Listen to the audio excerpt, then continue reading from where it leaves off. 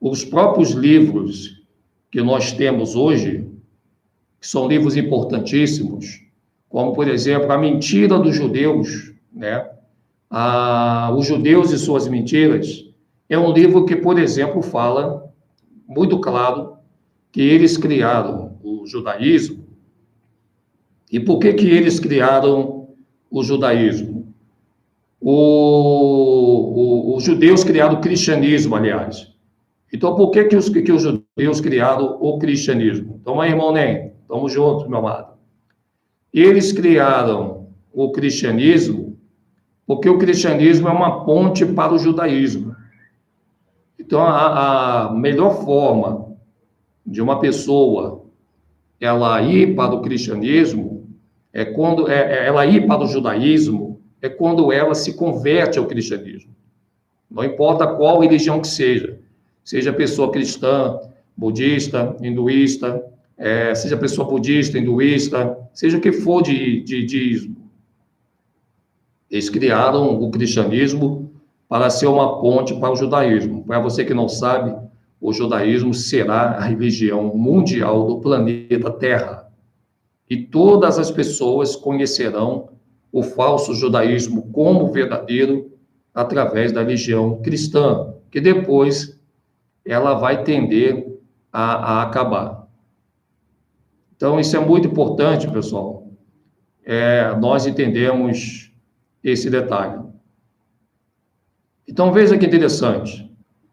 A partir do momento que a maçonaria inglesa e francesa, elas criaram o cristianismo, e o cristianismo foi criado por dois judeus, inglês e francês, ok?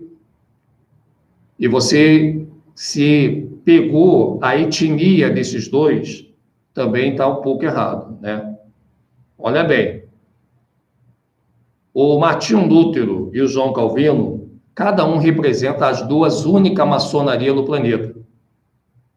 Então, para você entender o que eu vou falar sobre a igreja evangélica, você tem que entender o princípio da maçonaria.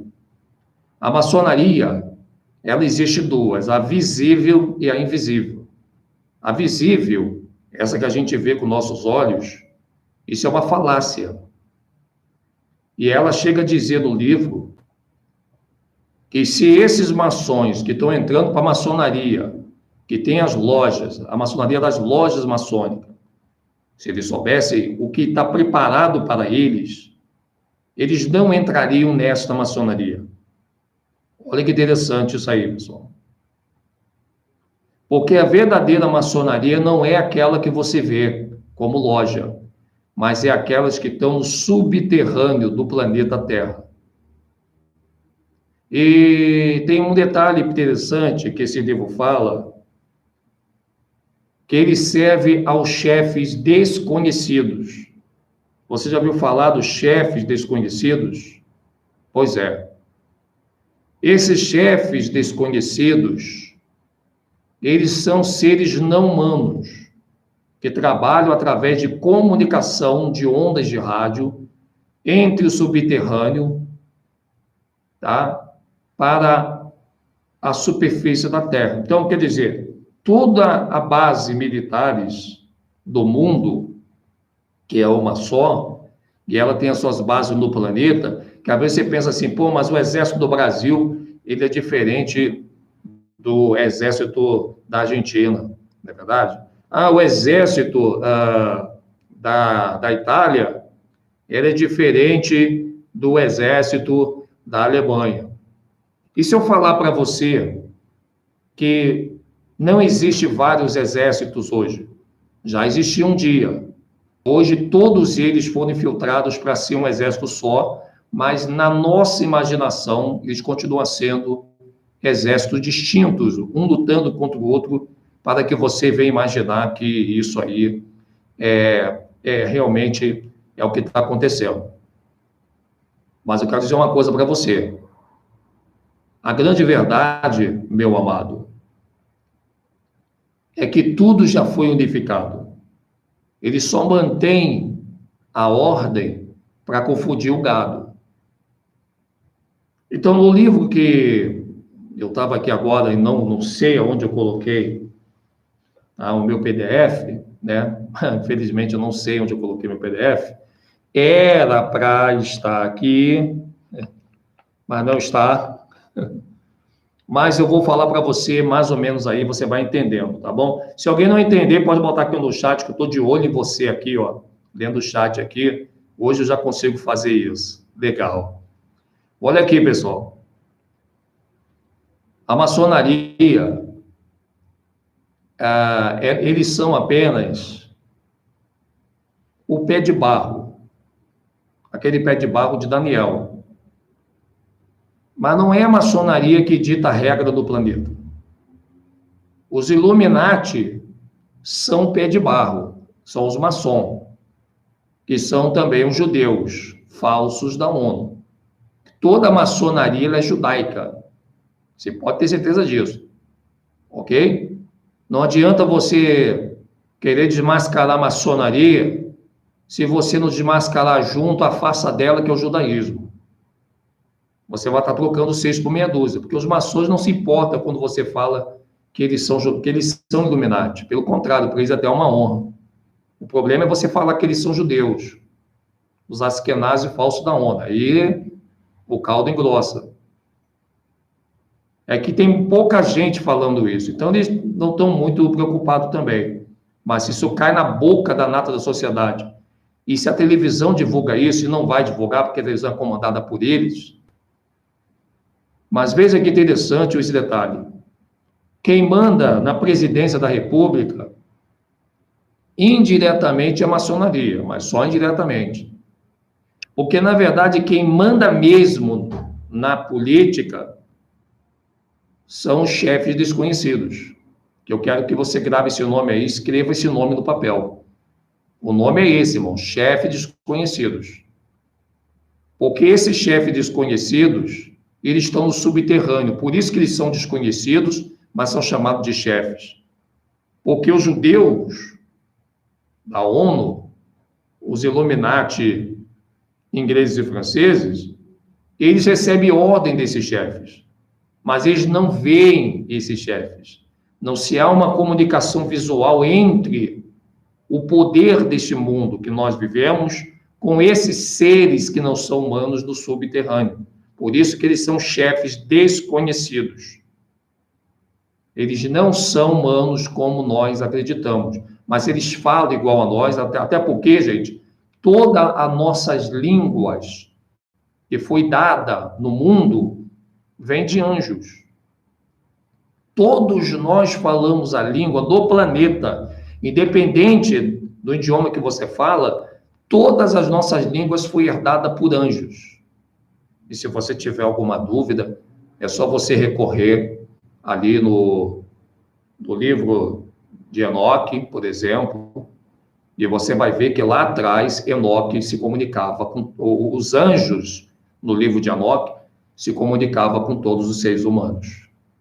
A comunicação já era feita ali com os próprios anjos. Os próprios anjos vinham e se comunicavam com os seres humanos. A língua que você pensa que é de humanos não é, nenhuma língua é de humano. Nem a língua portuguesa, nem a língua inglesa, nem o latim, nem o grego, nenhuma língua que você imagina são de humanos. Nenhuma língua. Nenhuma língua. Todas elas foram herdadas para os seres humanos. Todas elas. Pelos anjos. As nossas línguas são angelicais. Nós, na verdade, aprendemos a falar a língua deles como herança. Pelo pecado de Adão e Eva. Você sabe quando Adão e Eva, eles não tinham pecado ainda, eles não falavam com a boca, eles só falavam com a mente, a verdadeira oração, a mente, porque eles falavam direto com o Criador. O Adão, ele só se comunicava com a Eva, né? E com o Criador, com o Salvador e a Roxa, aliás, né? Que o Criador não estava interagindo com Adão e Eva. Quem interagia com Adão e Eva era o Filho, Yahushua, que era o rei dos reis, que era o rei de todo ser humano. Mas não havia uma comunicação com outros seres ainda. Quando Adão e Eva pecam, que eles são expulsos para fora do paraíso, expulso, porque eles se comunicaram pela primeira vez sem ser com o Criador com a serpente, e a serpente falava a língua deles, e eles falavam a língua da serpente. Olha que coisa interessante. Isso é muito importante. Tanto que a língua da serpente, dos anjos caídos, eram tanto a língua deles e não de humanos, que o Salvador, ele, lá no livro de Adão e Eva, a Escritura diz ali que ele tira o poder de falar da serpente. A serpente, ela perde esse poder de fala, ela não fala mais. O Salvador tira dela a capacidade de falar. Olha que interessante. Ele podia mudar a língua, né, da serpente, a gente não entender, não é verdade? Não, ele vai lá e tira da serpente a capacidade de falar. Então, a serpente, ela não fala nenhuma língua no planeta, e nem menos a língua dos animais. Você já reparou que as cobras e as serpentes, elas não falam, não faz nenhum barulho de rosronar, ou latir, ou miar, porque foi tirado dela toda a capacidade de comunicação. Isso é importante você entender. E aí, os seres humanos continuam com a língua dos anjos, que é qualquer língua que você conhece hoje. Se você ainda está com dúvida disso, vamos lá no livro de Gênesis. O Ló, por exemplo, ele recebe um anjo, e o anjo já chega falando a língua dele. Não é verdade? Ele não chega, tem um intérprete, que é mais uma mentira da igreja evangélica, que quando você fala meio esquisito lá dentro da igreja evangélica, não é verdade? Você chega na igreja evangélica, você fala ali um monte de línguas que você diz que é a língua dos anjos. E deixa eu falar uma coisa para você. Tanto não é a língua dos anjos, que os anjos não precisam de intérprete para interpretar a língua deles, porque eles falam a nossa língua. E isso é bem verdade quando você vê o episódio de Ló. Quando você vê o episódio, por exemplo, de Gideão, o Gideão diz assim o anjo diz assim para Gideão: Gideão, que o Criador te abençoe.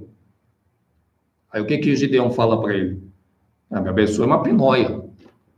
Eu estou aqui amassando a uva no lagar, eu estou sem ferramenta para poder fazer as coisas, nós estamos numa miséria violenta e você vai dizer para mim que o Criador nos abençoe? Olha bem, os anjos, quando vinham falar com os patriarcas, com as pessoas, eles não ficavam assim: eu não estou entendendo o que você está falando, a tua língua é de anjo. Não, negativo. A comunicação era perfeita. A comunicação era perfeita. Eu não preciso ir nem nos apócrifos para poder trazer essa informação para você. É uma informação que você já lê na própria Bíblia do Almeida. Uma outra coisa importante é Jacó, por exemplo, que brigou com o anjo. Não é verdade? Ele se entendia sempre, nunca veio um anjo falar com o Criador, com o ser humano, né? E o ser humano falava assim: pô, anjo, não estou te entendendo não, cara, calma, deixa eu ver se eu consigo te interpretar, ou se tem alguém que faça isso. Não, sempre quando o anjo veio falar com o ser humano, eles já se falavam nas línguas deles, eles já se conheciam, e isso, por isso que essa língua dos anjos da igreja evangélica, ela é uma grande mentira. Porque, veja, olha o João que escreveu o Apocalipse. O João estava lá, preso na ilha, é na verdade, e de repente, na ilha de Patmos, e de repente chega ali um anjo, e esse anjo, e não só o anjo, chega ali o próprio Yahushua. No início de Apocalipse, quem fala com João era Yahushua, na cor preta. A cor da pele de Yahushua, o seu aspecto, era como berilo, como sardônio, como a pedra de sárdia, não é verdade? E ali, naquele momento, você veja que João teve dificuldade para conhecer o Salvador que falava com ele, mas eles falavam na mesma língua. Depois o anjo que falou com Daniel, por exemplo, o anjo Miguel, o anjo Gabriel, que falou com Daniel: olha, fecha esse livro, cede ele, porque essas coisas, elas só serão, olha bem, essas coisas, elas só serão entendidas no fim dos tempos. Olha que coisa interessante isso. Essas coisas só serão entendidas no fim dos tempos. Isso é muito profundo. O Daniel não disse assim, pô, não estou entendendo nada que esse anjo está falando. Cara, eu não estou entendendo nada, né? Não, Daniel entendeu perfeitamente. A Bíblia narra a comunicação entre Daniel e o anjo. Olha que coisa mais forte, mais profunda, gente.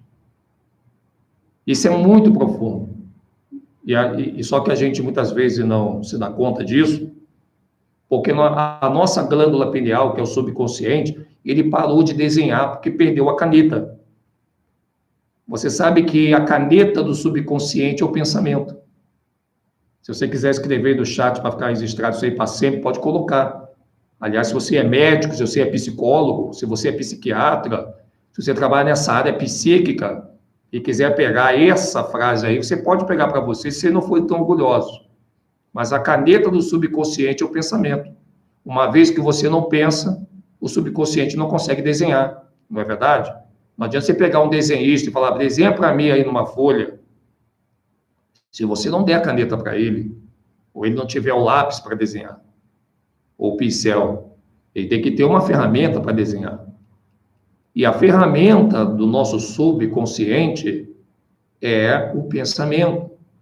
Então, por que você acha que o sistema impede os negros de pensarem quando eles estavam aqui sendo feitos como escravos? Porque se eles não impedem os pretos de pensarem, os pretos os pretos que escravizariam os brancos que estavam aqui. Você sabia disso? Isso já estava acontecendo. Ah, você não sabia disso? Os pretos já estavam ganhando força, gente, para dominar os seus escravagistas. É quando aparece a figura do William Lang, e o William Lang simplesmente lhe diz, olha, se vocês não impedirem os negros de pensarem, olha o que ele falou, vocês não vão conseguir escravizá-los. Palavra profunda e forte essa palavra, gente. Você veja que o pensamento, ele é a caneta do subconsciente. Se você não tem um pensamento, seu subconsciente está morto. E é exatamente isso que acontece dentro das igrejas evangélicas. A primeira coisa que você vai ver lá é os líderes dizendo para você fechar os seus olhos e abrir o seu coração. Porque a caneta do coração, olha mais uma aí para você. A caneta do coração é o sentimento. Então, para eles é muito mais importante você liberar o sentimento quando você abre o coração e fechar os olhos para não pensar, e não pensando você não desenha. E aí as igrejas evangélicas conseguem gerar um monte de pessoas dentro das suas denominações, simplesmente porque eles controlam as pessoas através do sentimento. E sentimento, ela vem do coração. Por que tem pessoas que matam hoje? Porque essas pessoas que matam, elas são zumbi. Elas não têm mais o pensamento. E, consequentemente, o subconsciente dela não funciona. Mas elas conseguem viver e respirar porque ainda tem um coração que gera sentimento. E é esse sentimento que é fatal quando a pessoa não pensa. Isso é muito importante você entender. Então, veja, o que eu quero dizer para você. Olha a política, por exemplo. As pessoas não estão conseguindo pensar quando se fala de direita e esquerda. Você já viu que a pessoa fica assim, ó, eu sou direita, eu sou esquerda, eu sou Bolsonaro, eu sou Lula. Já viu que as pessoas estão divididas? Tanto quem está na direita como quem está com a esquerda. Quem acha que a direita vai consertar o Brasil e quem acha que a esquerda vai consertar o Brasil, ambos estão vivendo com o subconsciente apagadíssimo. porque elas já foram hipnotizadas há muito tempo quando o pensamento delas deixaram de existir. Elas não conseguem pensar, mas elas já têm os pensamentos prontos do sistema. É uma troca, olha bem, é mais ou menos isso, ó. Eu vou impedir o João de pensar, mas eu vou doar para ele os meus pensamentos. Você está pegando com essa cara? Eu estou usando a melhor didática para trazer você a uma compreensão de algo que foi muito bem planejado nessa estrada desses judeus Illuminati da ONU. Eles primeiro têm que impedir você de pensar, e depois eles colocam dentro do seu inconsciente o pensamento deles. Você não sei se você já viu algum vídeo meu, a gente falando do consciente, subconsciente e inconsciente. Não sei se você já ouviu algum vídeo nosso falando sobre isso. Então, o que acontece? O consciente, ele é aquele responsável por nós ouvirmos e falarmos. Só para isso que serve o consciente.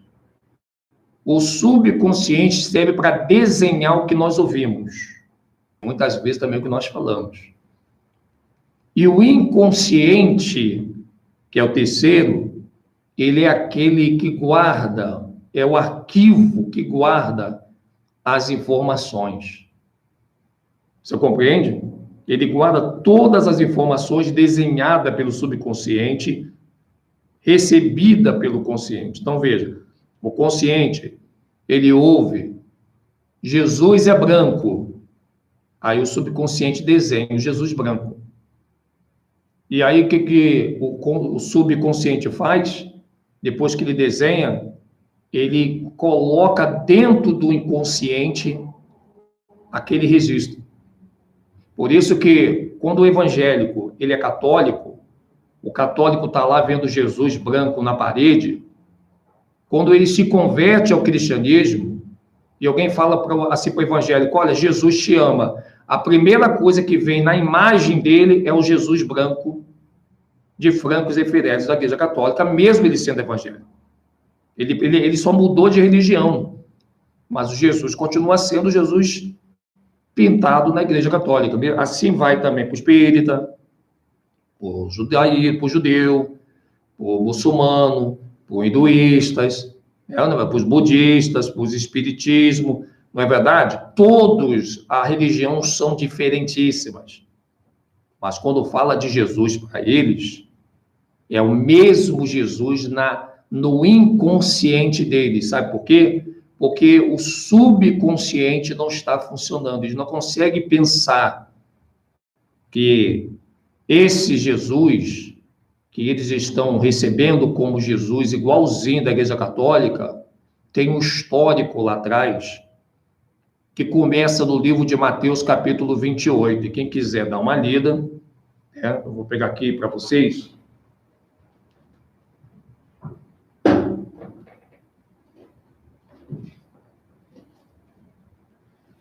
Vamos lá. Consegui pegar aqui, pelo menos peguei a Bíblia.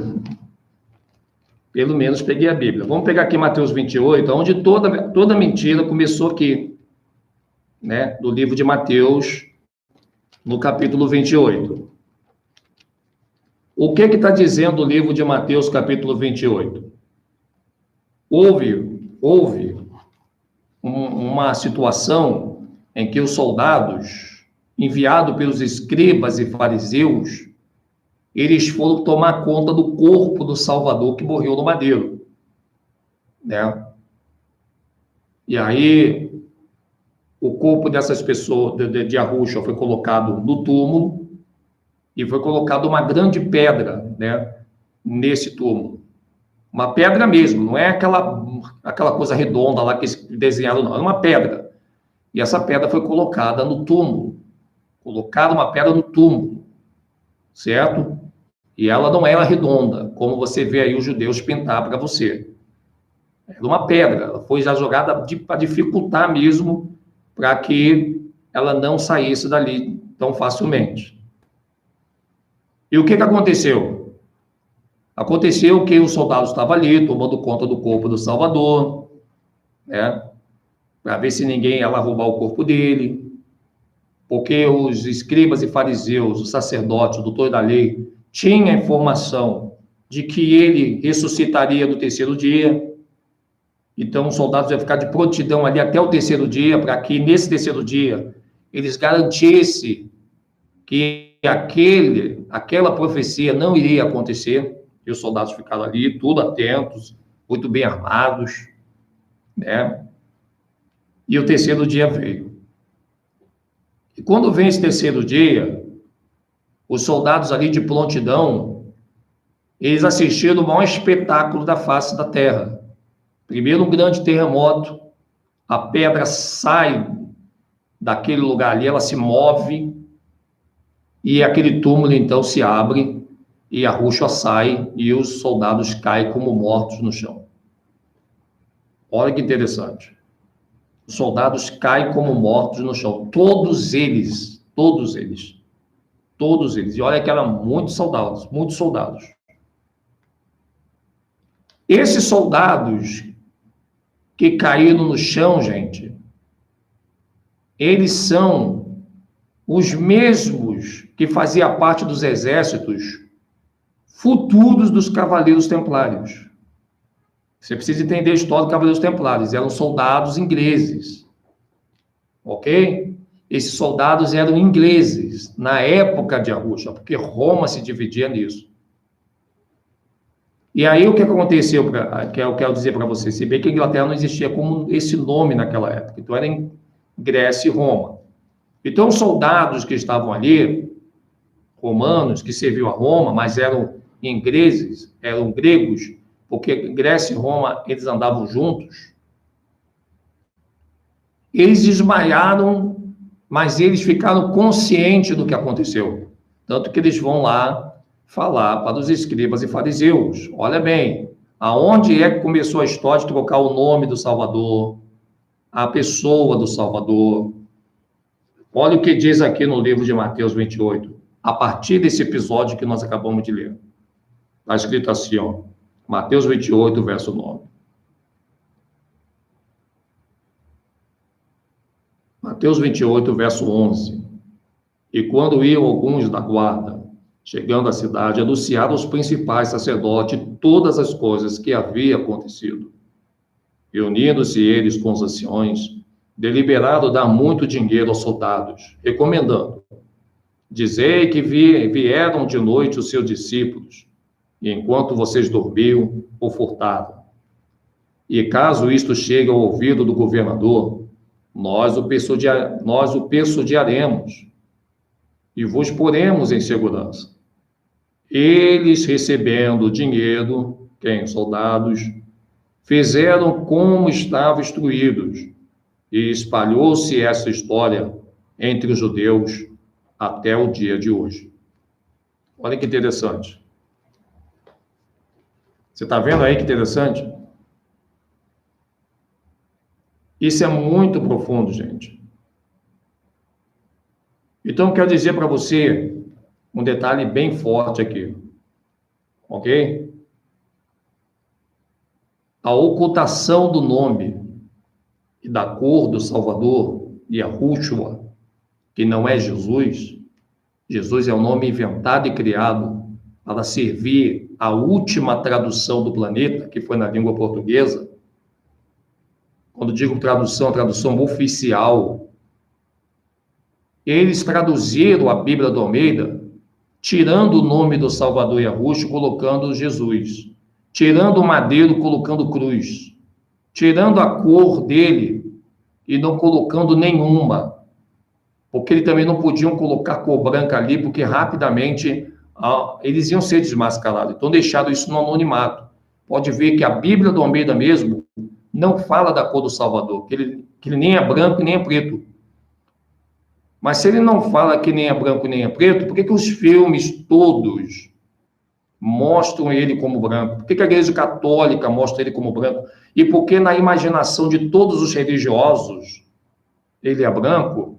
Se a Bíblia não fala da cor do Salvador, nitidamente falando, claro que ela vai falar depois, lá dentro de Apocalipse, e de muitas outras passagens que nós temos, como, por exemplo, Tição tirado do fogo.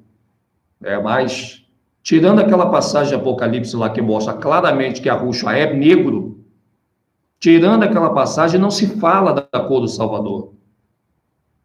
E aí você vê que veio Hollywood com toda a televisão e botaram um Salvador branco de Francos e Fidelis. E ninguém falou nada. Pelo contrário, as pessoas aceitaram isso. Mas se cumprir aquela passagem que Yahushua disse, olha, eu venho em meu nome e ninguém me recebe. Outro virá em seu próprio nome e vocês o receberão. E isso se cumpre até o dia de hoje. Quando você fala de Jesus, o mundo todo recebe. Quando você fala de Yahushua, poucas pessoas recebem. Por isso que ele fala, aquele que crer. É ou não é verdade? Isso é muito importante. Então, veja que interessante essa passagem, né? Aqui. Que os soldados receberam muito dinheiro para mentirem. Para dizer assim, olha, ele não ressuscitou. Para ocultar o Salvador da humanidade. E os judeus pretos da Bíblia do Almeida aceitaram isso. Eles foram convenientes com a mentira dos escribas, que eram os europeus no lugar dos levitas. E, aliás, nós temos que fazer um adendo aqui muito grande da religião judaica hoje no planeta. Gente, os judeus, vamos fingir que esses judeus que estão aí hoje são os verdadeiros. E vamos fingir também que essa religião judaica, ela é verdadeira. Vamos fingir. Mesmo que esses judeus fossem verdadeiros, e mesmo que essa religião judaica fosse uma realidade, vamos supor que eles fossem verdadeiros mesmo, que os que estão na religião judaica são realmente os judeus da Bíblia, e vamos fingir que esses judeus ortodoxos são os verdadeiros da Bíblia, vamos fingir, mesmo que eles fossem verdadeiros, eles estariam vivendo uma mentira para te enganar, mesmo que eles fossem verdadeiros. Eu vou dizer a você por quê. Primeiro, que não há nenhuma associação de cunho sacerdotal entre templo, rituais e judeus. Os judeus não se envolviam com rituais sacerdócio. Eles se envolviam com política monárquica ou monárquica. Você está compreendendo o que eu estou falando para você? Esse é o primeiro ponto. Segundo ponto, a religião judaica recebe dízimo, se você não sabia disso. E não foi dado na Escritura nenhum momento a nenhuma tribo, a não ser de Levi, aceitar o dízimo da nação de Israel. E só quem dava dízimo era a nação de Israel. O dízimo foi estipulado apenas para as 11 tribos, não foi nem para 12. As 11 dava o seu dízimo e a outra tribo chamada Levi não dava dízimo. Ela recebia esses dízimos da mão dos seus irmãos das 11 tribos. É importante você bem entender essa informação. Então você veja que já é errado os judeus estarem envolvidos não só com o sacerdócio, mas com qualquer religião. Mesmo que a religião fosse uma coisa certa e verdadeira, não deveria ser os judeus hoje os donos da religião chamada judaísmo, mas deveria ser os levitas, porque aí aos levitas foi dado o sacerdócio, aos judeus o reinado político. Você veja que coisa mais profunda, que coisa mais forte isso aí. Você está vendo que interessante? Então, veja, olha bem como que esses askenazes da descendência de Jafé estão querendo ser askenazi, que eles não legam a sua origem, tanto que eles falam que são judeus de Portugal, judeus da Alemanha, né, judeus da Inglaterra. Eles não negam a sua origem, eles nunca vão negar que eles são askenazi, porque askenazi para eles é uma honra, gente. O que eles não podem deixar você saber é que askenaz provém de Jafé. Vamos tirar dúvidas aqui? Vamos lá no livro de Gênesis. Vem comigo, você. E você que está no judaísmo aí, se você está achando que eu estou aqui perseguindo os judeus, vem comigo aí, você vai ver que os askenazes, que eles mesmos se declaram askenazes, aonde você for, eles não vêm de Sé. Então, eles não podem... Então, quando eu falo deles, eu não posso ser jogado como um antissemita. Como é que eu jogaria um antissemita vendo da prole de Jafé? Olha bem, olha, vamos ver de onde vem os askenazes, então. Vamos lá. Gênesis, capítulo 10.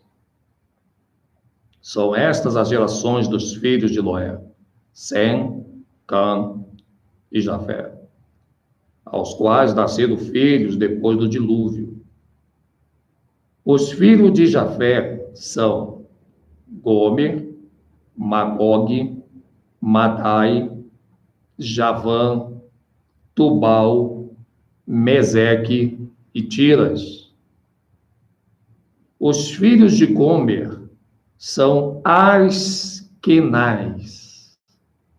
Askenaz. Olha aí, gente. Quem é Gomer? É filho de Jafé. Quem é Askenaz? É o neto de Jafé. Eu estou falando aqui dos descendentes de Jafé. Se você pegar, por exemplo, eu nem vou ler tudo, tá aqui, você pode ler sozinho em Gênesis 10 aí na tua casa, que todo mundo tem Bíblia. Se você pegar a sua Bíblia, você vai ver que tem Askenaz somente na descendência de Jafé. Não existe Askenaz na descendência de Sem. E não existe Askenaz na descendência de Cã. Somente na descendência de Jafé. Enoque já existiu na descendência de Caim, e de Sete. É uma verdade. O Sete lá atrás, ele teve Caim. E o Cã também teve, e o Caim, o Sete lá atrás, ele teve Enoque. E o Caim também teve Enoque. Ali houve-se uma repetição das duas prole. Mas aqui nas três prole, de Sem, Cã e Jafé, Askenaz não se repete. Você não tem nenhum filho, e nenhum neto, e nenhuma linhagem que se chamou Askenaz, muito menos os camitas. Mas veja que aqui em Gênesis 10, Askenaz ele só vem de fé. Isso é muito profundo, gente. Askenaz ele só vem de quê? Só vem de Jafé. Ele não vem de nenhuma outra, de nenhum outros irmãos. Ele não vem de Sem, ele não vem de Cã, Askenaz só vem de Jafé. Aí quando você pega os livros judeus, os livros judaicos, como você quiser chamar, e você pega os sites judaicos, você vai levar um susto. Porque olha o que diz esses livros. Eles mesmos se autodeclaram Askenaz. Que profundo isso, gente. Eles nunca imaginaram que nós íamos perceber isso na Bíblia. Porque o cristianismo, ele existiu justamente para fazer com que você não lesse certas passagens na Bíblia. Tanto que as passagens que você conhece hoje, que está em evidência no seu inconsciente, são aquelas repetidas várias vezes do sistema religioso, porque a repetição do sistema substitui a caneta chamada pensamento, que deveria estar nas mãos do teu subconsciente. Olha que coisa interessante. Só tem duas formas de você desenhar uma imagem dentro de você: através do subconsciente, com a caneta do entendimento, ou através da repetição do que vem de fora. Porque o inconsciente ele precisa de uma resposta visual. E a resposta visual, ou ela vem através de uma repetição alheia, ou ela vem através do pensamento, quando o seu subconsciente está sadio. Por isso, o corpo são, mente sã.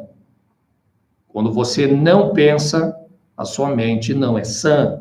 E quando a sua mente não é sã, o seu corpo padece doença, enfermidade, e com certeza o seu fim não será o fim como o nosso amado Yahushua determinou para todos nós, na finaleira de cada jornada que nós passamos aqui no planeta Terra. É muito interessante esse detalhe. Então, você que é evangélico, você não pensa, você tem pensamentos doados pelos seus líderes que você aprendeu que são seus. Vou dar algum exemplo para você. Você dá dízimo? Ah, eu dou dízimo, Edson. O que é o dízimo para você? Aí você diz assim para mim, pô, o dízimo é dinheiro. Tá vendo?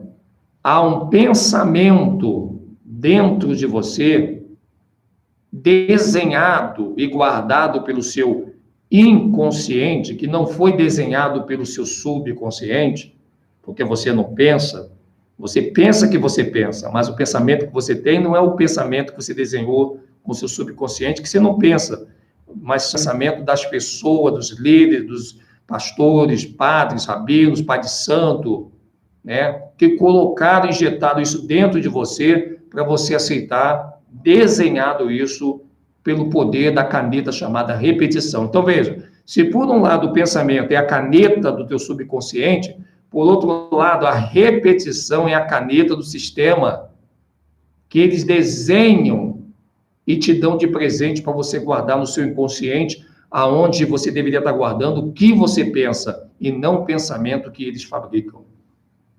Eu espero que isso esteja bem claro para você.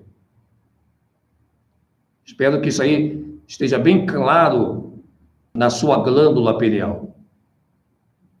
Por isso que até o que eu falo, você tem que pensar.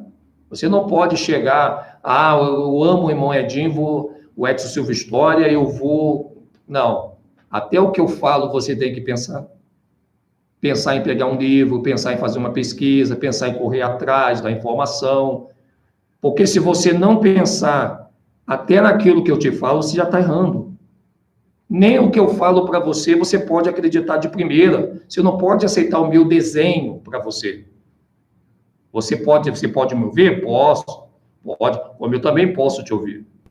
Mas nós temos que pensar tudo. Tudo tem que ser pensado. Porque a Yahushua nos deu essa capacidade de pensar e depois sentir. O que o sistema fez? Ele nos manteve sentindo. Quando ele nos manteve sentindo? Quando eles mandaram nós abrir o nosso coração. Olha, a maior cilada é igrejas evangélicas. Porque ela manda você abrir o seu coração quando a Escritura diz que de todas as coisas que você deve guardar, guarda o seu coração.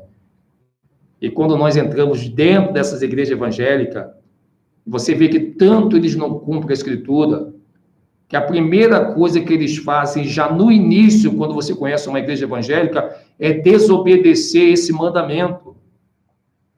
Quando Yahushua diz, de todas as coisas que se deve guardar, guarda o seu coração. Não é isso que ele diz ali? Não é isso que Yahushua fala para a gente?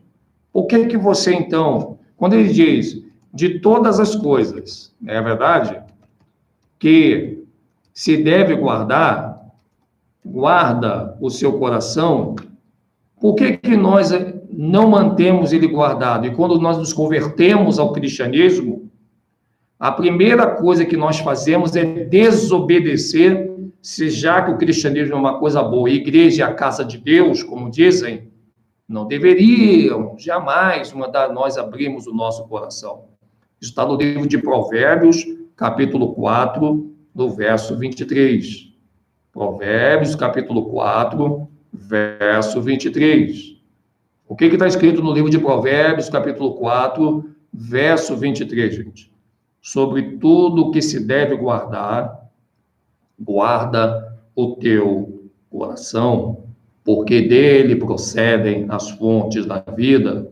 Provérbios, capítulo 4, verso 23. Mostra isso para o teu familiar quando eles tiverem um pouco de juízo para te ouvir. Você está compreendendo? A primeira coisa que Terron faz dentro da igreja de pedra é mandar você abrir justamente aquilo que a Ruxa mandou você guardar. Edson Silva História. Isso é muito profundo.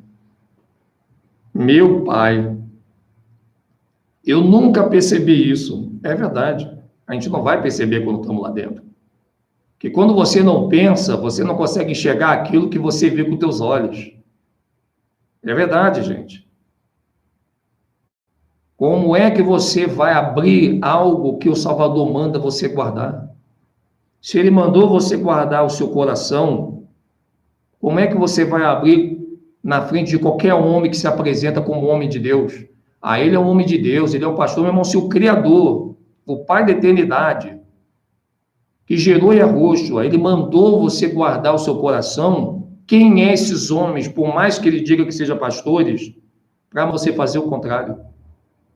Me fala uma passagem na Escritura que o Salvador mandou alguém abrir seu coração. Ele mandou o discípulo abrir o coração? Não, eu não vejo isso na Escritura. Ele mandou Maria Madalena abrir seu coração? Eu também não vejo isso na Escritura. Ele mandou sua mãe abrir o coração? Não, também não vejo isso.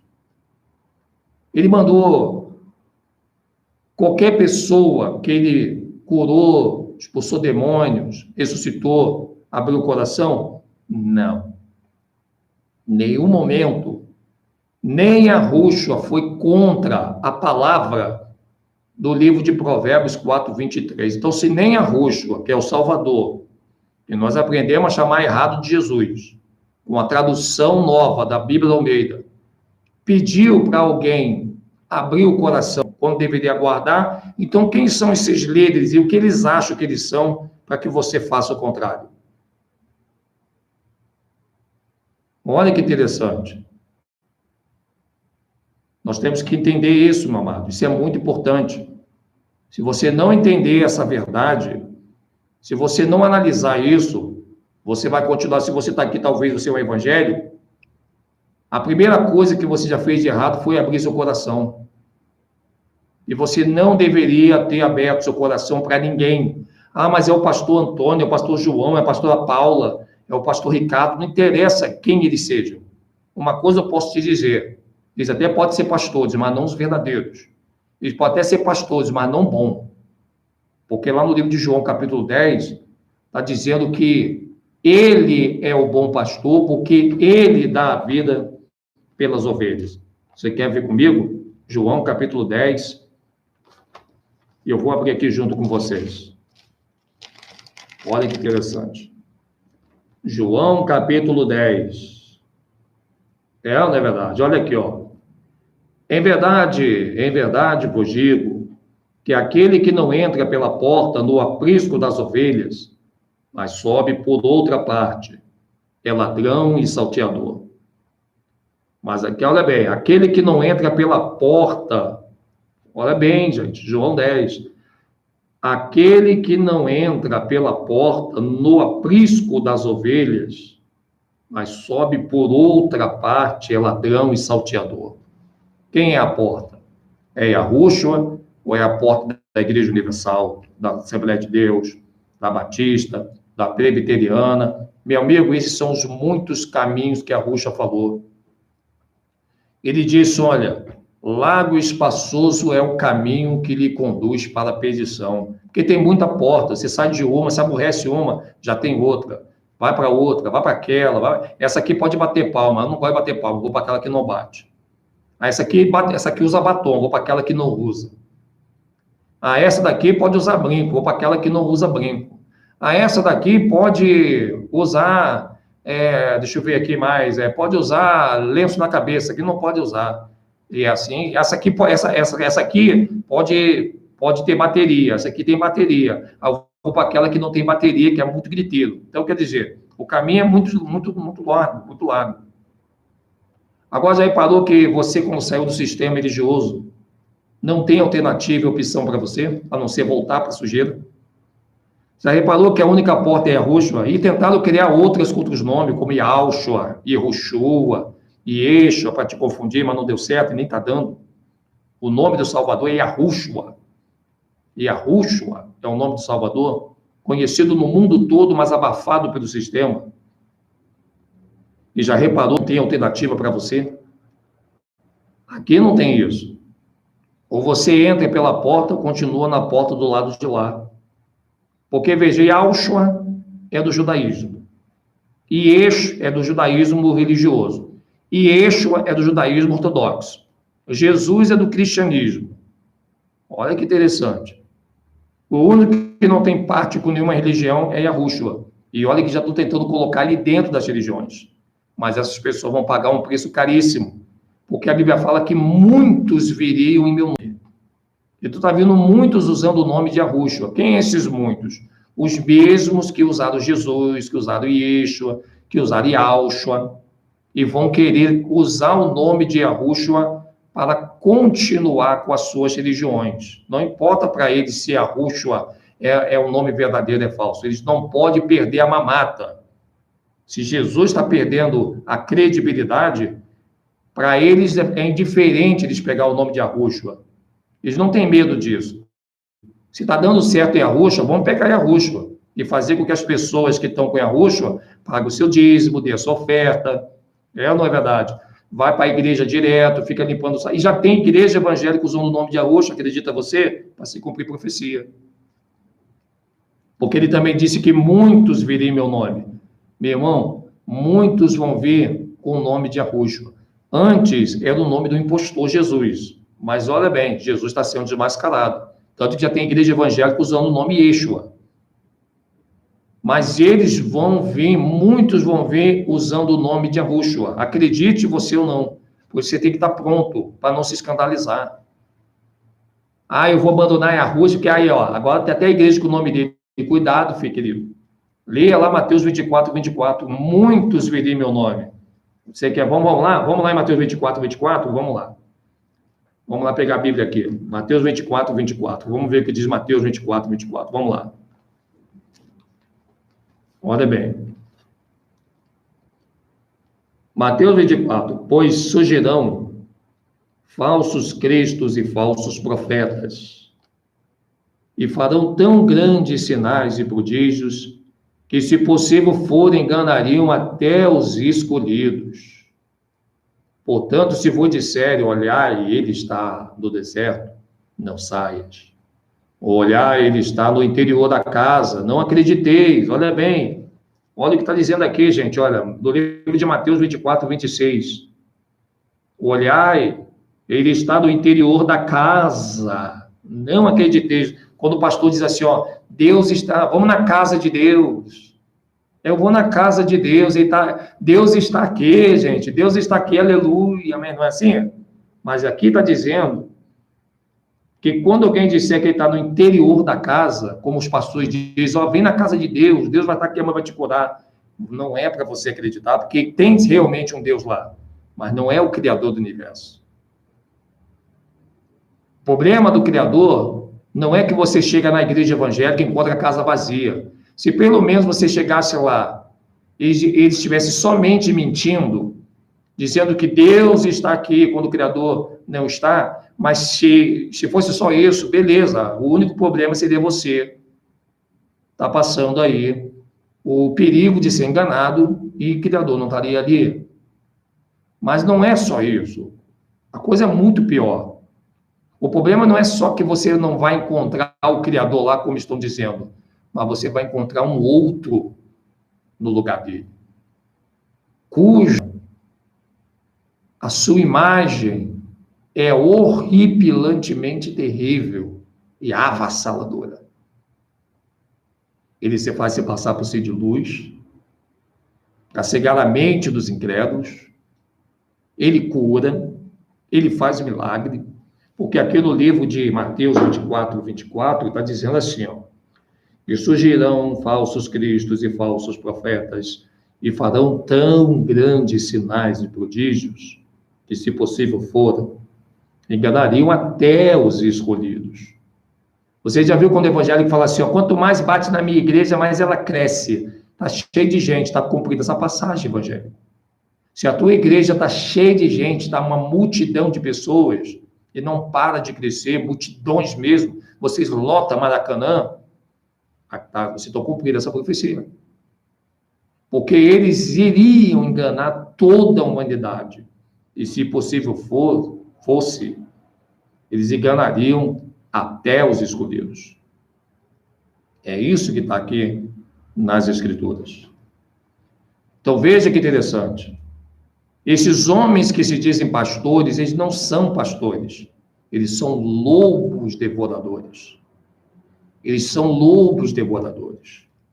Porque, vamos ver lá em João 10, quem é o verdadeiro pastor? Quem é o bom pastor? Quem é o pastor que você deve estar seguindo hoje? Vamos ver aqui. Ó. Vamos lá. João 10, capítulo 10, verso 10. O ladrão. Olha bem. Não, olha aqui, ó. Vamos lá, vamos ali, ó, no 9. E a Rússia dizendo, eu sou a porta. E já teve igreja dizendo que ela era a última porta.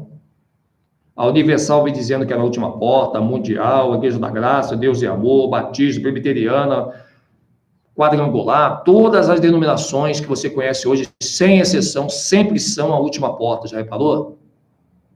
Sempre são a última porta. Mas a Rússia está dizendo aqui que ele é a porta, que você deveria estar entrando. E não as portas do templo de pedra onde ele não habita. Porque a Rússia não habita em nenhum templo de pedra. Eu já vi gente perguntando, mas se o Salvador não habita em templo feito por mão de homens, e a nossa casa então?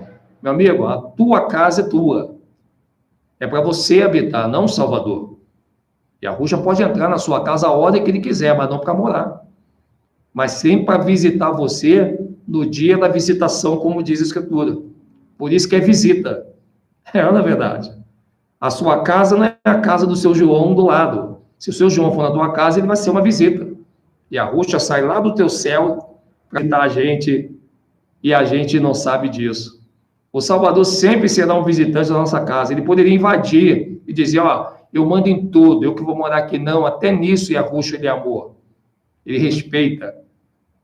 A casa é tua, e a Rússia é o visitante. Como ele foi visitante na casa de Maria e de Marta, não é verdade? E não chegou lá dizendo, essa casa é minha, porque eu sou dono de tudo. Mas ele entrou como visitante na casa de Maria e de Marta, ele entrou como visitante na casa de Simão, ele entrou como visitante naquela festa das bodas, que transformou água em vinho, não é verdade? Então, veja, ele entra nas casas, ele entrou na sinagoga. E toda vez que ele entrava na sinagoga, ele não entrava lá para morar, eu estou vindo aqui para morar porque essa casa é minha. Não, ele entrava ali para dar uma chicotada nos escribas e fariseus. E a Rússia, ele entra na tua casa, ele entra para visitar porque você o chamou. E assim é com os seus anjos também, com seus ministros, não é verdade? Então, isso é importante você entender. Se você me chamar para ir na tua casa, eu vou dizer que eu moro aí? Nem eu não moro aí. Eu não posso morar na tua casa, eu não sou morador da tua casa, mas eu sou um visitante. Então, é isso que nós temos que entender. Por isso que a Rússia não habita, não mora, não fixa uma morada dentro de uma casa de pedra e de madeira ou de qualquer outro material que seja. Porque a casa do Criador é o céu e a de Yahushua é Sião. E a terra, ela é o estrado dos seus pés. Então, ele pode botar o pé dele aonde ele quiser, para ir na tua casa, para entrar no templo, para dar uma pancada nos escribas e fariseus. Ele pode andar onde ele quiser. Ele foi no inferno, em Yahushua, né? E lá é a casa dele? Não. Yahushua não tem casa no abismo, mas ele não foi lá. E isso quer dizer que porque ele foi lá, então o abismo é a casa do Criador? Você está compreendendo? São coisas que muitas vezes muitos evangélicos, eles fazem essa pergunta para se safar dessa verdade. Então, ele não habita em templo feito por mão de homens, mas se ele quiser entrar na sua casa, ele vai entrar a hora que ele quiser, mas não para habitar, não para morar na tua casa. porque ele não mora em casa feita por mão de homens. Isso é muito importante você entender essa passagem e essa mensagem. Por isso que ele vai dizer aqui no verso 10, ó, o ladrão só vem para roubar... Não, calma aí, verso 9. Eu sou a porta. Todo aquele que entrar por mim, olha aí, gente, salvar-se-á, entrará e sairá e achará pastagem. Você tem que entrar por Yahushua. Ele é a porta e a pastagem é a promessa feita a Adão e Eva. É o alimento para a alma que perdeu comida. Você sabia? Vou te falar uma coisa para você. Eu não sei se você lê os apócrifos sempre, mas eu quero falar uma coisa bem legal para você. Você come todo dia? Você come, né? Você come todo dia. Isso vai arrepiar você agora, que eu vou falar. Eu tenho certeza que você vai ficar arrepiado com isso aqui que eu vou dizer para você aqui agora. Eu tenho certeza que o que eu vou dizer para você aqui, em nome de Yahushua, ninguém falou contigo, muito menos você nunca conversou isso com alguém. Mas olha que papel forte que eu vou falar para você agora. Tu vai dormir hoje bem pensativo em relação a isso. Vocês comem todo dia, não comem? Ou você vai no restaurante, ou a esposa faz, ou você faz. Você come, alguma coisa você come. Se não comer, nem que você coma um biscoitinho, mas você come para alimentar a sua carne. Não é verdade? Desde Adão e Eva foi assim. Agora tem uma coisa que vai te arrepiar agora. Vai te arrepiar muito. Desde o dia que Adão e Eva foram expulsos do paraíso, que a alma humana não come nada. Foi exatamente isso que você acabou de ouvir. Os alimentos no paraíso alimentavam a alma vivente, que estava fora do corpo antes deles pecarem. Mas desde o dia que Adão e Eva comeu do fruto, e quem comeu o fruto foi a alma, por isso que ela contaminou o corpo, a alma nunca mais comeu nada, porque nenhuma comida fora do paraíso alimenta a alma. A alma só se alimenta das coisas do jardim do Éden. E como a alma não está mais lá dentro, ela está fadada a morrer justamente por causa disso. Porque ela só vai comer de novo quando a promessa se cumprir de que nós entraremos lá, como foi feito para Adão e Eva. Isso é de dar arrepio, né? Pelo menos eu tenho essa sensibilidade. É um arrepio na pele. Você comer nos açúcares, por isso que a Rússia disse, nem só de pão viverá o homem, mas de toda a palavra. Sabe por quê? Mas a alma come palavra? Não, mas ela traz esperança para a alma. E é essa esperança que mantém a alma de pé. Por isso que a Rússia disse, nem só de pão viverá o homem, mas sim de toda a palavra que procede da boca do Criador. E essa palavra é a promessa. E a promessa, ela é a esperança de que a alma vai voltar a se alimentar de novo um dia das coisas que ela comia. Que maravilha, gente. Isso é muito profundo. A alma, ela tem muita sede. Ela tem muita fome. Mas a comida que você come todo dia não consegue alimentar a tua alma. Então, a nossa alma foi fadada e está nessa vida temporal a viver apenas de esperança. E essa esperança só existe quando você recebe ela da promessa. Somente a promessa traz esperança que refrigera a alma cansada, a alma aflita. A nossa alma é aflita por comida. Ela é aflita, por isso que ela vive o tempo todo querendo sair do corpo. Por isso que ela vive o tempo todo, a vontade da alma, que é você, nesse corpo que você está, é sair de você agora. Se ela pudesse fazer isso, ela se livraria desse corpo da morte, porque o corpo que você leva é o corpo da morte.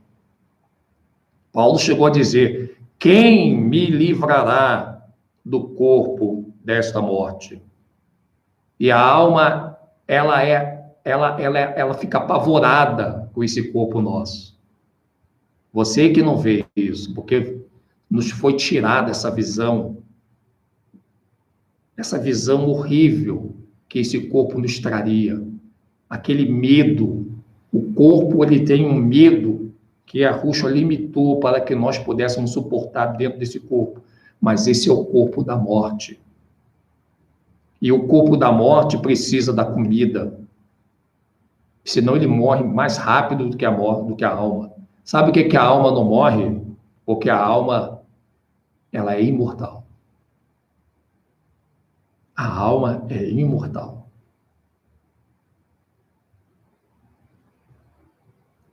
Quando a alma comeu daquele fruto, ela amaldiçoou o corpo que também não morria.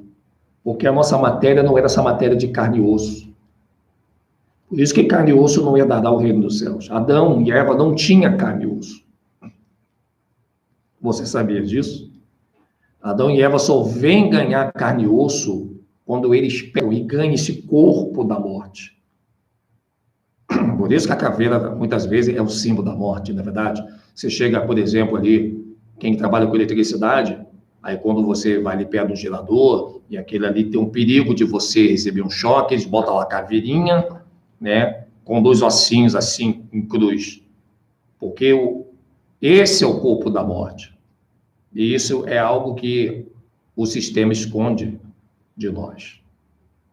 Então, você alimenta tudo que você alimenta de corpo, mas a alma você não consegue alimentar.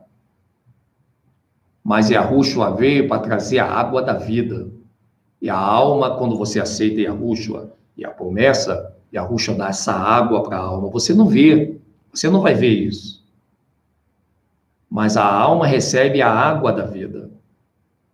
Por isso que ele falou para aquela mulher: olha, dessa água que você me der, você vai voltar a ter sede de novo se você beber. Porque você está matando a sede do teu corpo, que é o corpo da morte. Mas a água que eu lhe der, mulher, essa aí, essa aí você nunca mais vai voltar a ter sede. A mulher falou assim: ó, pô, me dá dessa água.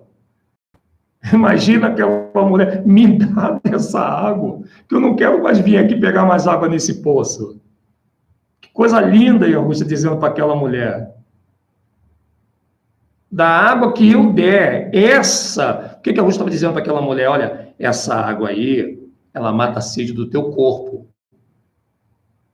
mas ela não mata a sede da alma, porque a água que mata a sede da alma só eu tenho. Maravilha. Coisa linda, gente. Quando eu me emociono quando eu falo, quando eu leio o apócrifo, eu me lembro do apócrifo, eu me emociono, isso é muito lindo. Por isso que as pessoas estão aí se matando, desgostosas da vida, tristes por qualquer coisa. Coloca a sua alegria num sofá novo, num carro novo, numa casa mobiliada, pensando que casa mobiliada, carro novo, vai preencher esse vazio da alma que só Yahushua pode preencher. Você pode ser a pessoa mais milionária do planeta e viver alguns momentos de alegria. Mas esses momentos de alegria, por maiores que eles sejam pelas coisas que você tem, não consegue tampar o buraco deixado pela fome e sede que a alma sente todo dia. Ela apenas se distrai com o seu corpo comendo e bebendo, mas ela não consegue alcançar esse alimento, porque esse alimento não serve para a alma. Só quem tem hoje o alimento para a alma é Yahushua. Por isso que ele diz: eu sou a água da vida. A água que eu der, essa, meu amado, essa água que eu tenho, essa água que eu der, você não voltará mais a ter sede. Isso é muito profundo, isso não se aprende. Ah, irmão Edir, por que eu fui tanto tempo? Talvez você é um evangélico, você está assim, pô, eu sou da igreja A, B, C, D. Eu nunca vi meu pastor falar isso. Porque primeiro, que ele não é teu pastor. Segundo, que a igreja que você vai, a Ruxa não habita. É só, sei lá, primeiro, que ele não é teu pastor, tu pode confirmar em João 10:10 e 10:11.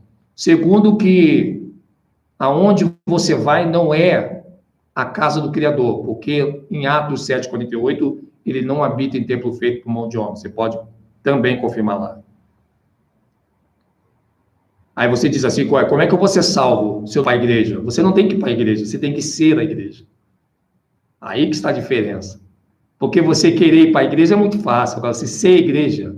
Ah, mas o Salvador não nos enviou para as igrejas evangélicas? Não. Ele enviou você como ovelha no meio de lobos. E Augusto enviou você no meio desse mundo temporal, no meio de lobos, lobos que estão na tua família, lobos que estão na empresa que você trabalha, lobos que estão na escola que você estuda, lobos que estão na rua matando, assaltando, atropelando, causando acidente, lobos que estão ali doido para poder tirar um sarro com você e deixar você irritado. Ele te enviou você como ovelha no meio de lobos e não como ovelha no meio de tempo de pedra de pastor. Nenhum momento. Isso não existe na Escritura. Se você quer realmente mostrar para o Salvador que você é dele, esquece tempo de pedra e pastores homens, porque a verdadeira porta está aí, aguardando você, para que você receba do outro lado da porta o pasto verdadeiro, que é a promessa. Dentro dessa promessa tem uma botija, não é muito, mas é um pouquinho da água da vida, que mata a sede da alma e faz ela voltar a querer viver pela esperança de um dia, morto ou vivo, entrando dentro de Sião, que é o reino dos céus. Isso tem que ser anunciado para o mundo todo, mas nem todo mundo vai beber dessa água, infelizmente. Nem todas as pessoas beberão dessa água, porque elas estão preocupadas somente com a comida e com a bebida. E nem só de pão viverá o homem, diz a Escritura. Eu vejo tanta gente que come demais e acaba morrendo. Nem só de pão viverá o homem. Você pode comer feito um doido e cair estribuchado no chão e morrer. E você pode talvez não comer nada. Mas a esperança que você tem até após a morte é imensa. Porque aqui nessa vida, nós perdemos tanto tempo nos preocupando somente em alimentar o corpo e não encontramos nenhum tempo para ter esperança de um dia alimentar a alma que nunca mais comeu nada desde quando Adão e Eva pecou. A palavra forte, poderosa, que está na Escritura, verdadeira, e que você deveria, nesse momento, estar pensando muito sobre isso. Você que fica triste porque você olha a casa do teu familiar, você olha a casa do teu vizinho, você olha o carro do teu patrão, olha o carrão dele, isso te dá uma angústia, você fica angustiado, porque você também queria ter igualzinho a ele. Analisa bem. Isso é temporal. Esse homem que você está invejando, um dia vai estar velho, ou nem vai chegar na velhice. Esse homem que você está inventando, essa casa que você está desejando para você, porque ele tem, você não tem, não é nada, estará vazia naquele último dia. Você deveria estar nesse momento, não importa se o teu fogão tem 4 bocas funcionando ou uma boca só. Você deveria estar alegre e feliz por encontrar a água da vida e saber aonde achá-la um dia. Mesmo você estando morto, você saberá o caminho para o reino dos céus. Porque a Escritura fala que nenhum louco erra o caminho para o reino dos céus. Olha que coisa interessante. Mas nós estamos tão preocupados em ser melhor do que o patrão, ser melhor do que o familiar. Não, eu tenho que comprar meu carro para ser melhor do que o carro do meu primo. Minha irmã comprou uma casa, eu também vou comprar uma melhor que ela. Sabe, nunca tá bom. Porque o corpo nunca se cansa. Ele nunca tá bom, gente, as coisas dessa vida temporal. Você pode comer toda a comida do mundo, encher a barriga agora e te dar uma baita de uma dor de barriga de tão pesado que você está. Amanhã você vai acordar querendo comer. porque o nosso corpo nunca se sacia, ele é o corpo da morte. Mas a alma, que não come nada, desde que Adão e Eva foi expulso do paraíso, meu amado, ela precisa de um refrigério, e esse refrigério só está no nome de Yahushua. Não está em Yahshua, não está em Jesus, não está em Yeshua. Somente Yahushua tem essa promessa. A água que caiu sobre Adão, sobrou um restinho para você beber. A água que caiu sobre Adão, que colocou ele de volta para o paraíso, sobrou um restinho para a posteridade de Adão. Só que ela não é derramada hoje fisicamente, ela é derramada através do Espírito de Yahushua. Por isso que ele diz, não vos deixarei órfão, mas eu enviarei o meu Espírito. E aí essa água você precisa beber para alimentar a sua alma. Foi a mesma água que ele sugeriu para Nicodemos. Falou, Nicodemos, necessário é que você nasça de novo. Aí Nicodemos diz assim, como é que pode depois de eu grande voltar de novo para a barriga da minha mãe? Pode isso? Aí a Yahushua diz assim para ele, olha rapaz, eu vou dizer uma coisa para você, Nicodemos. Aquele que não nascer de novo, aquele que não nascer da água e do Espírito, esse não tem parte comigo. Esse não poderá herdar o reino dos céus.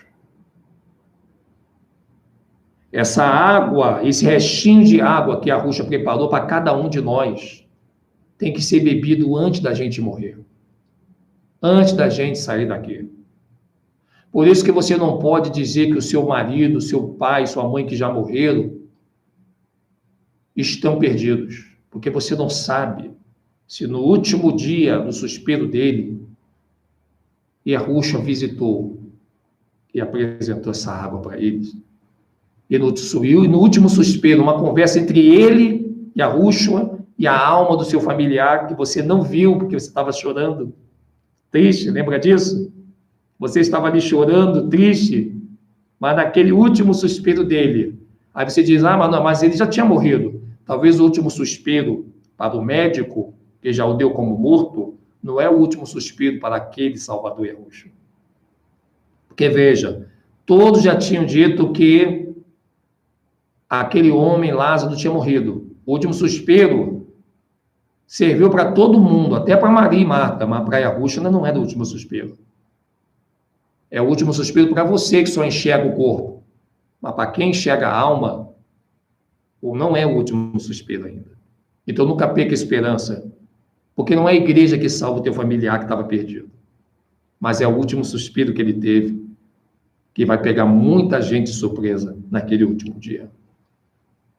Isso é profundo, está no livro de Apócrifos, e a Yahushua garante isso, e isso é muito forte. Acredite você ou não. Aqui ele diz aqui, bem forte, olha o que ele fala aqui. Eu sou o bom pastor, João 10, 11. O bom pastor dá a sua vida pelas ovelhas. O bom pastor dá a sua vida pelas ovelhas. Eu nunca vi nenhum desses pastores dar vida por ninguém. Por ninguém. Isso é muito profundo.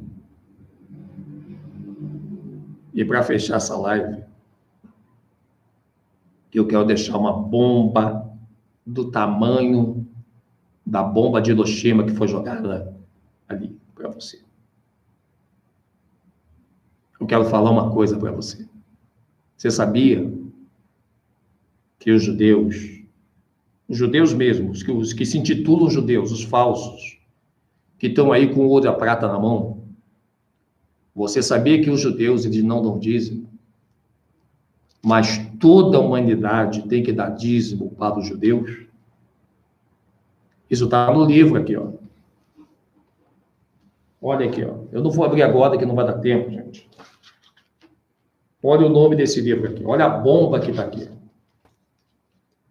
Bandeirantes Espirituais do Brasil. Meu amigo, O que tem nesse livro aqui, você não faz ideia. Olha o título, primeiro, o título do vídeo ele já não te convida a ler, parece que não vai sair nada daqui, não é verdade? Ó, Bandeirantes Espirituais do Brasil. Eu vou falar para você por que os judeus não dão dízimo. Está aqui, ó. Mas não é só isso, não. Mas vou deixar você com um pouquinho de água na boca. Sabe por que os judeus não dão dízimo, gente? Porque eles criaram o Talmud, e no Talmud está dizendo que os goíns é que tem que dar o dízimo para eles. Olha que eu vou dizer de novo, gente, se você puder gravar isso que eu estou falando, grava o tempo desse vídeo que eu estou dizendo e faz um MP3 com o que eu vou dizer aqui agora. Sabe por que os judeus não dão dízimo? Os ortodoxos. Porque no Talmud está dizendo que são os goíns que têm que dar dízimo para eles. E sabe como é que isso acontece? Aí você diz assim, agora que vai vir a maior bomba, por isso que eu falei para você, enche de bomba aí agora, porque essa daqui nem judeu vai conseguir me desmentir. Eles tentam me desmentir, mas essa daqui não vai ter nem para judeu, por mais ortodoxo que ele seja, porque está escrito no Talmud. Como é que eles vão dizer que eu estou falando besteira numa coisa que eles mesmos escreveram? Mas olha só o que está nesse livro aqui, ó, de Sandrin. Eles não dão dízimo, mas nós damos dízimo para eles direto ou indiretamente. Como assim? Edson Silva História. Sabe por que existe banco no mundo? Você vai ficar arrasado. Sabe por quê? Porque são coisas que você não pensava. Os bancos existem, não é para você pagar sua conta. Até porque hoje você paga sua conta onde você quiser. Numa loja, numa loteria, né? Até farmácia está pagando conta hoje. Se você quiser pagar conta hoje, você paga a conta até pelo teu celular. O banco não foi feito para você pagar sua conta. Você até paga a sua conta no banco, mas o banco não foi feito para isso. Os bancos que existem no mundo, inclusive no Brasil, eles foram feitos para receber o seu dízimo direta, quando é através das religiões, ou indiretamente. Por isso que as igrejas evangélicas, principalmente as grandes igrejas, você tem que depositar o dízimo do banco. Quando você vai de segunda-feira num banco do Bradesco, do Itaú, se você for no banco, vai numa segunda-feira no banco pagar a conta. Toda segunda-feira. Sabe quem é que vai estar lá nas filas? Todos os pastores da Igreja da Graça, das igrejas quadrangular, da Universal, da Mundial, Deus e Amor, estão tudo lá no banco, depositando moedas, toda a oferta que foi dada. Porque esse dízimo dinheiro não é o dízimo da Bíblia do Almeida que Arro pede, mas é o dízimo de Terrom, que Terrom pede para alimentar o gado chamado judeus da ONU, que está a serviço deles. Os bancos recebem o dízimo direto e indiretamente também do povo. Indiretamente, quando você paga os seus impostos. Quando você pega um empréstimo do banco, quando você coloca o seu dinheiro na poupança. Toda vez que você usa um serviço do banco, você está pagando o que eles chamam de impostos. Eles chamam de impostos, mas é o dízimo dos judeus. Os judeus têm um banco para garantir o que você coloca lá. Os líderes da igreja evangélica sabem disso. Tanto que o pastor local, ele não pode mexer no dízimo na oferta, porque ele tem que ir para a sede, aí a sede pega um pastor de confiança, ele pega um carro, vai lá no Bradesco, no Itaú, na Caixa Econômica, sei lá onde for, e eu já fiz muito isso, eu já fui muito depositar dinheiro para a Igreja da Graça. Era toda segunda-feira, um filão de gente, imagina, porque o banco guarda o dízimo dos judeus.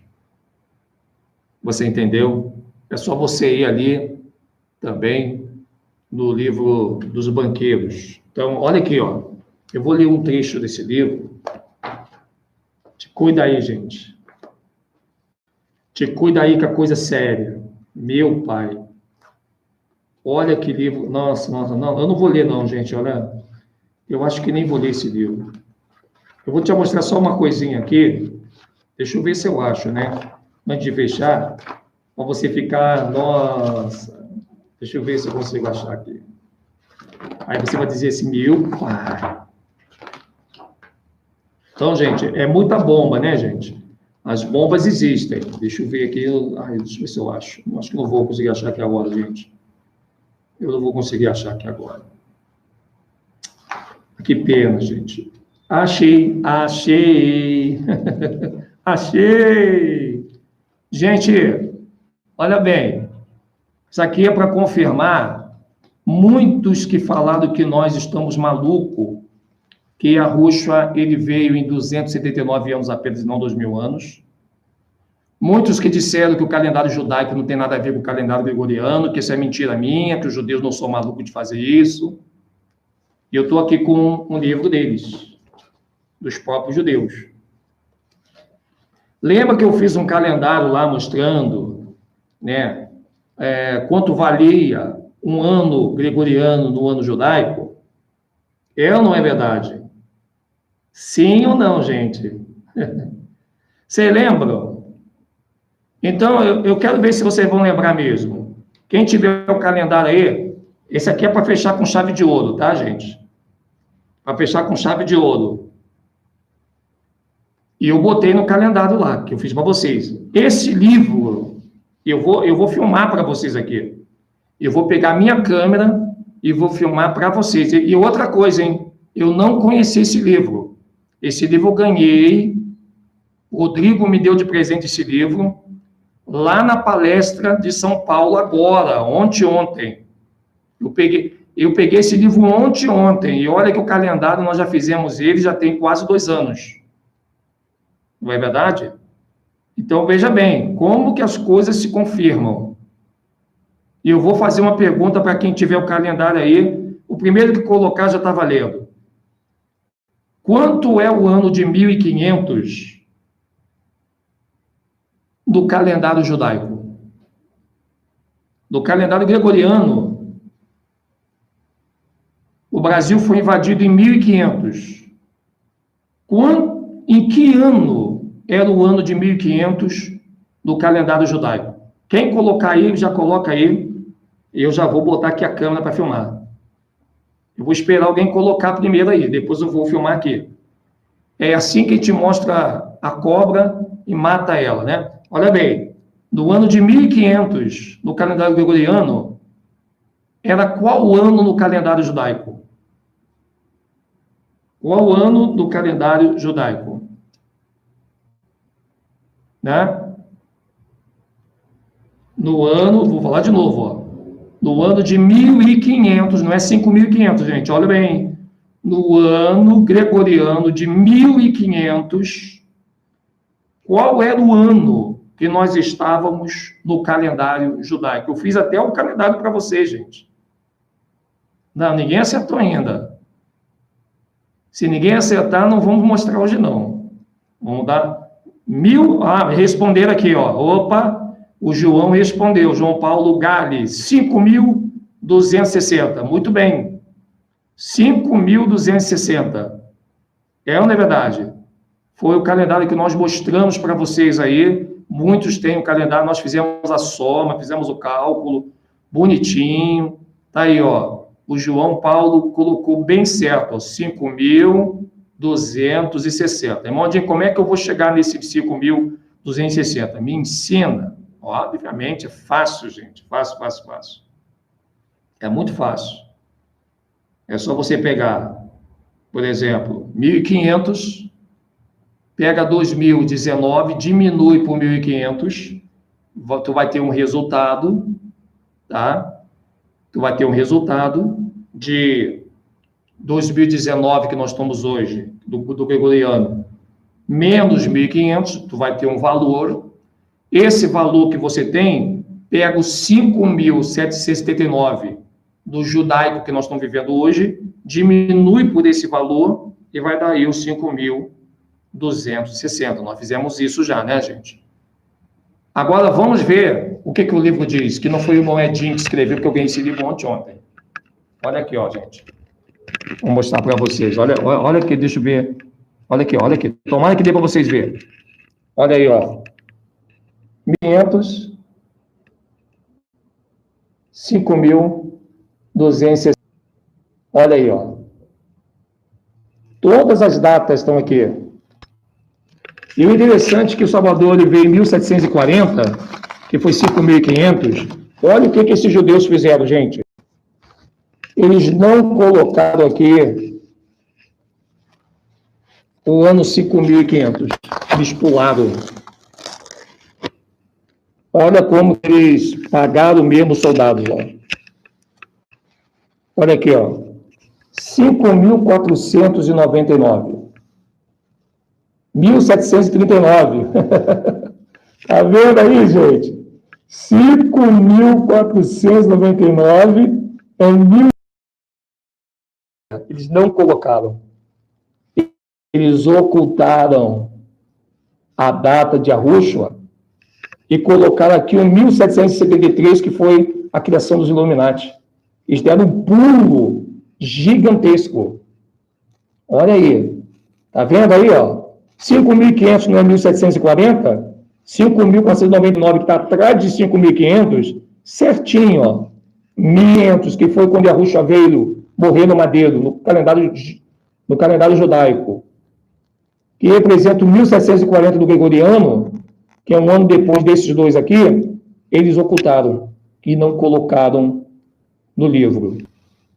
Olha que interessante, gente. Que bomba, hein? Que bomba. Isso é muito profundo. E aqui já fala do Rio de Janeiro. Na época do Salvador no Madeiro, já fala do Rio de Janeiro. Olha que coisa interessante. Edson Silva História. Eu estou emocionado. Eu também estou. Eu estou mais do que você, eu acho. Você está vendo que bomba? Que bomba, gente. Ai, deixa eu botar a webcam aqui. Bom, eu estou emocionado, não estou conseguindo colocar o webcam aqui direito. Isso é muito profundo, gente. Cara, isso é para dormir aplaudindo Yahushua. Esse livro, olha o tamanho desse livro, gente. Olha o tamanho desse livro. Olha aqui, ó. É maior do que meu rosto. Olha aqui. Bandeirantes Espirituais do Brasil. Bandeirante e... Ah, irmão, foi você que escreveu. Não, olha quem escreveu, ó. Olha quem escreveu. Foi judeu, meu irmão. Os próprios judeus. Então, quem é que vai me processar aí? Cadê o judeu para me processar de novo? Como fizeram outra vez aí, que eu fui parar na Polícia Federal. Olha quem escreveu, ó. Tá aí, ó. Lê com seus próprios olhos, gente. Quem conseguiu ler, escreve aí no chat, por favor, para ninguém dizer que é eu que estou inventando. Tá aí, ó. Quem foi que escreveu, gente? Olha aí, ó. Olha aí. Olha o nome da peça aí, ó. Foi o Edinho que escreveu? Foi o Edinho que escreveu? Tá aí, ó. Quem foi que escreveu, pessoal? Alguém escreve aí para mim, por favor?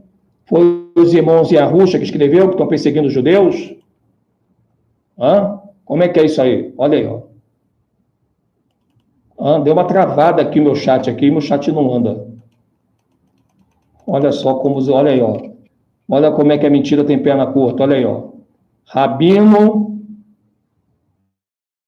Davi Weitman. Rabino Y. Por que ele botou o Y aqui, hein? E não botou mais nada? Na verdade. Rabino Y Davi Weitman. Olha aí, gente.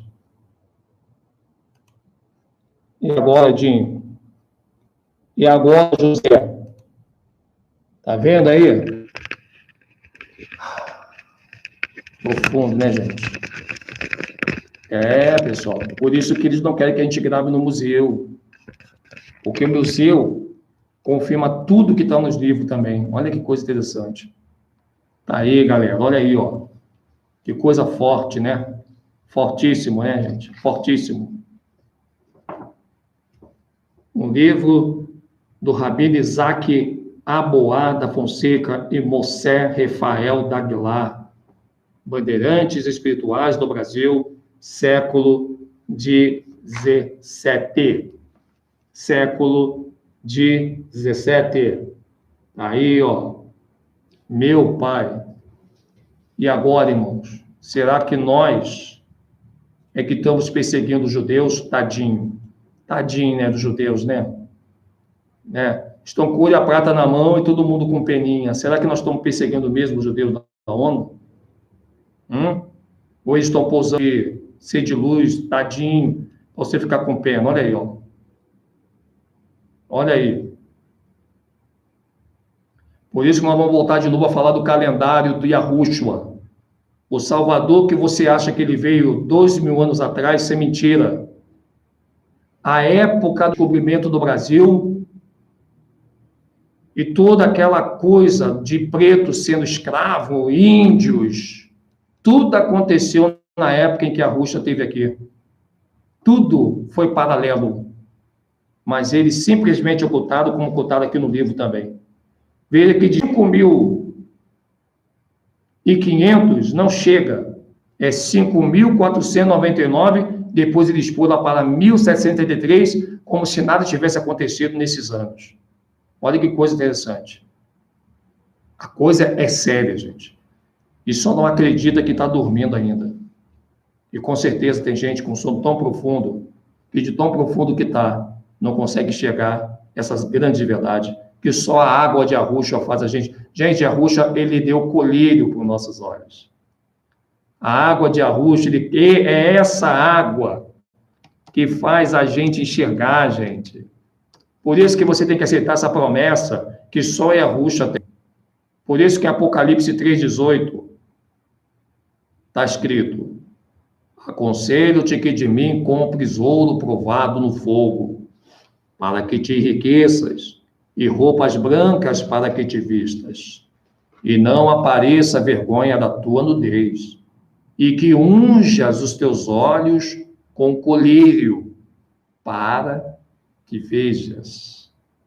Esse colírio é esse pouquinho de água, que traz saúde para a alma, e a alma com saúde, o corpo também tem saúde.